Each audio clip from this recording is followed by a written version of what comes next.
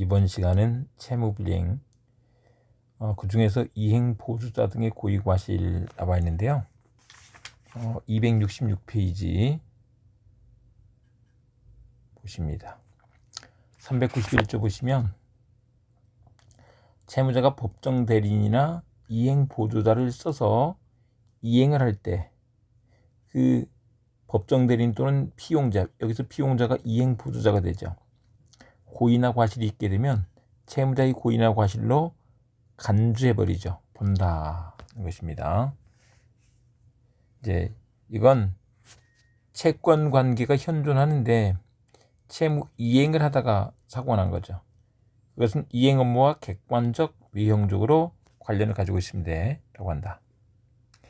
그런데 여기서 법정 대리는 따로 볼 게 없고 피용자인데 그 이행보조자, 이 사람이 어떤 사람이 해야 되느냐 이 말이에요. 네, 채무대 의사관여가 키워드가 됩니다. 채무 이행행위에 속하는 활동을 하는 사람, 지시 또는 감독 관계가 있어야 되는 건 아니죠. 이게 우리 사용자 책임과 다르다. 그래서 그냥 사람이 사람을 썼으면 돼. 그 사람의 의사만 관여됐으면 돼. 이런 것이죠. 그 다음에 이행보조자가 또 사람을 쓴 거예요. 그 사람이 복이행보조자가 되는데 이때는 채무자가 그것을 승낙했거나 묵시적으로 동의했을 때 만약에 그 복이행보조자의 고의과실이 있다 그러면 채무자가 391조에 의해서 책임을 부담한다 이렇게 되죠. 이 복이행보조자는 복대리 생각하시면 되죠. 임의대리인이 복대리인 선임하려면 승부, 이 본인의 승낙이 있거나 부득이한 사유가 있어야 되죠. 그 중에서 여기서는 승낙 또는 묵시적 동의 이렇게 말을 하고 있는 것입니다.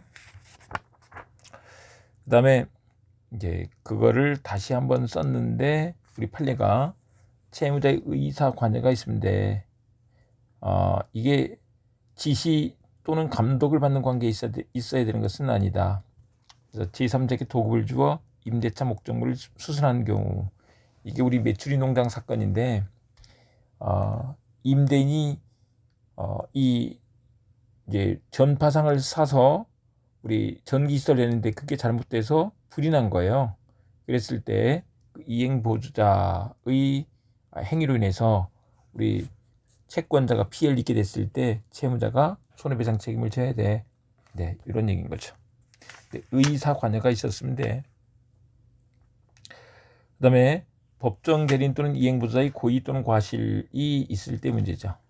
그렇게 되면 효과, 채무자가 채무불이행 책임을 지는 거예요.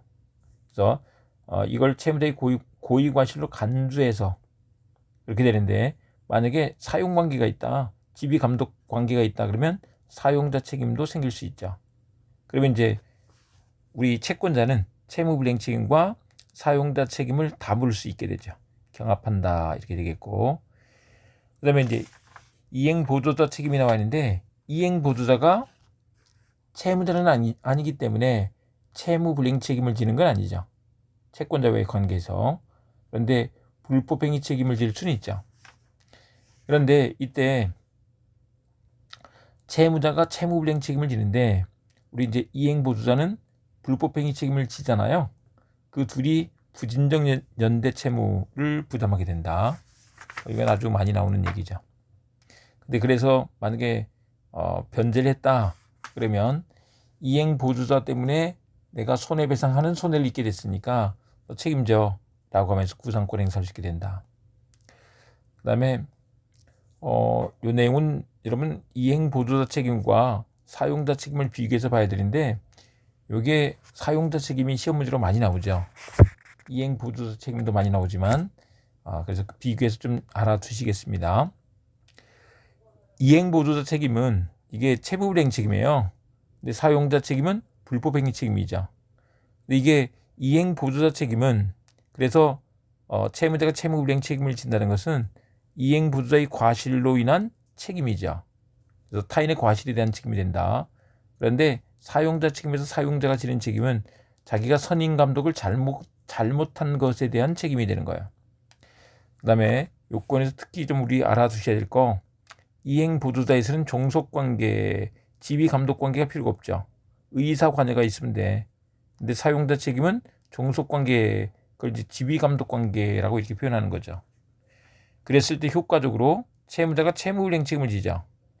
이행 보조자 같은 경우는 이 불법행위 책임을 지죠. 둘이 부진정 연대 채무가 된다.